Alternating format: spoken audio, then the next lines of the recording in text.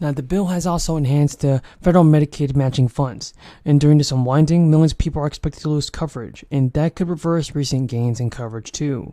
While the number of Medicaid enrollees may be disenrolled during the unwinding period is highly uncertain, experts estimate between 7.8 and 24 million people could lose Medicaid coverage this year alone.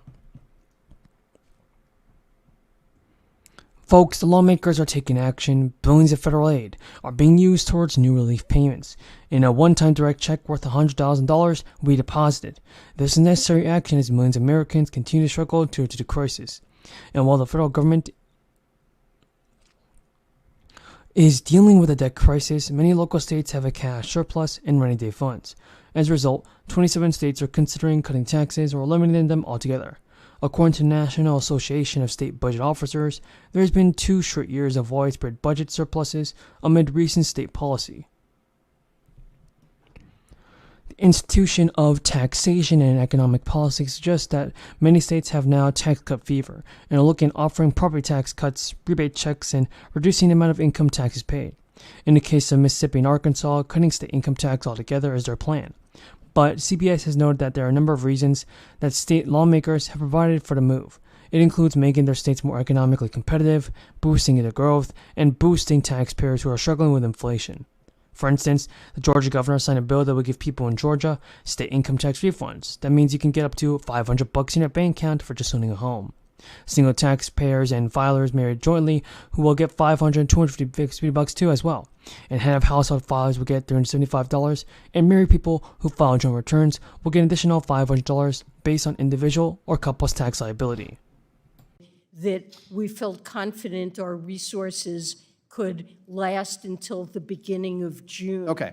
All right, I'm going to move on. I did reclaiming my time. I did read the statements. You had said June 1st or the following weeks, at which then tightened up, and that's fine. That's not what we're here today about. It was consistent with that side. Reclaiming my time on this, because I do want to hit on the International Development Finance Corporation as well, but I am also going to say repeat something to you that I've repeated to every other person from. We have a ton of news about the fourth stimulus checks, Social Security benefits, SSI, and SSDI. A ton of news about the fourth stimulus payments are coming in. I have a lot of information that I'm going to share with you guys today in this video, so continue watching. The several lawmakers, everybody in Congress, have discussed new inflation relief checks for the people. So if you reside in states like Minnesota or Massachusetts, well, you may qualify for at least another stimulus check this year. It comes as budgets are being finalized, states are planning to use the budget surpluses for another round of checks. So a lot of good things are happening in Congress, and a lot of stimulus payments can actually be sent out faster than we ever thought in the history of our lives. So, as I was saying, it's official. The governor in several states like Minnesota have actually hoped to include a tax rebate in the state's upcoming budget. It comes from the announcements of the state's budget. It's set to go for January 24. And according to the Associated Press, well, the budget will propose indexing state aid for school districts just to help combat inflation. So Waltz has told reporters that I think people are feeling inflation. Even though it might be cooling a little bit, there's a slight sense of urgency among people to get something done. Big news has been announced, and there are new proposals currently on the table. It would make a dramatic positive impact for the Social Security people. Joe Biden is making a big decision on this in order to try to avoid Social Security cuts for all recipients. Top senators for both parties are working to save Social Security benefits. Everyone in D.C. knows that Social Security is in trouble. They only have to listen to the federal government and the program's trustees. In the latest report, the trustees projected that Social Security's combined trust funds is already running out of money, and by 2034, the program's done. But some in Washington are working on solutions to prevent the program from becoming insolvent. One of them, Senate Republican Bill Cassidy, recently revealed what he called a big idea in a webcast hosted by the Bipartisan Policy Center that could roughly save 75% of the program's projected shortfall. The proposal is to create an investment fund that's completely separate from Social Security's current trust funds. This new investment fund would invest money in the stock market, where Social Security trust funds currently put money in treasury bills or cash. Now, what I mean is that he called Social Security's current approach the Silicon Valley Bank of pension funds, a reference to the failed bank that was acquired by the First Citizens Bank. He argued that this federal program is the worst investment strategy you can have right now. The separate fund isn't really a new idea, though, because he pointed to other funds, including the Canada Plan and Ontario Pensions Plan for teachers, that were in bad shape financially but became solvent by using a market-based strategy.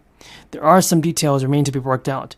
For instance, some people think the proposed plan will be a gap stop to guarantee that if they won't lose money if the stock market underperforms. Cassie said the participation is now needed from both Democratic and Republican leaders to take action for Social Security. Even though the President and Congress have limited options for preserving Social Security, they can either raise additional money, reduce benefits, or do both. Because President Biden has been adamantly against any reduction in benefits. Even Senator Cassidy said that it's not right to do that. Steep benefit cuts are on the way if nothing is done.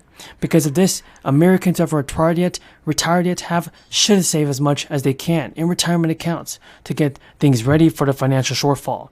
And Senator Cassidy stated in the Bipartisan Policy Center that it's going to take a while and take both sides to get this deal done. Kind of taking it on the chin, particularly at the gas pump or even at the grocery store. So any little bit is a big help. It's transition to the cold weather day for retiree Pat Siraki of Livonia. Extra boosted payments should go to a more targeted group of people, and specifically Social Security recipients. Within the plans the U.S. government has to benefit people in need, we can find 3 different ones: Social Security, SSI, and SSDI. These 3 can sometimes be combined, but not always. The date for receiving the Social Security supplement coincides every month with the first day. The amount of money we will receive will depend on many factors, but what is certain is that this supplement has a maximum of around $841. Most seniors count on Social Security benefits in retirement to help them cover the cost, but knowing how much you'll get isn't always easy. There are several other factors that affect this, including your age, when you claim, your birth year, and your income throughout your year. This month, several prominent senators introduced a bill in the household that would expand Social Security benefits by $2,400 a year and fully fund it for the next 75 years past the year 2096, all without raising taxes by 1 penny on over 92% of American households.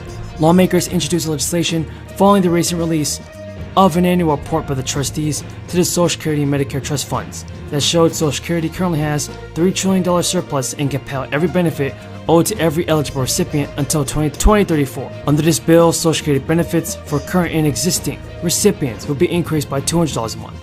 It would also increase the cost of living adjustment by measuring and spending patterns for seniors by adopting the CPI for the elderly.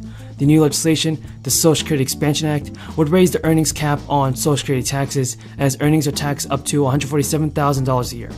The proposal would also update the special minimum benefit to make it increase and index the benefit level so that it equals to 125% of the federal poverty line, or about $17,000 for a single filer who had worked their entire career. Rising inflation and gas prices are also making it hard for people to meet all their needs.